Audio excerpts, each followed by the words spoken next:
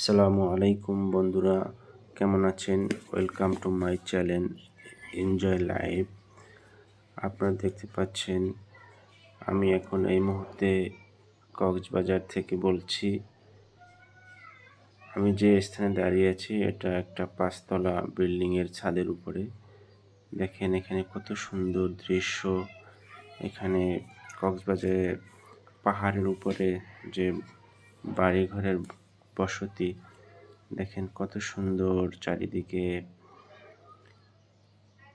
এখানকার মানুষজন পাহাড়ের টিলার উপরে সবার বসত বাড়িঘর, কত সুন্দর দৃশ্য।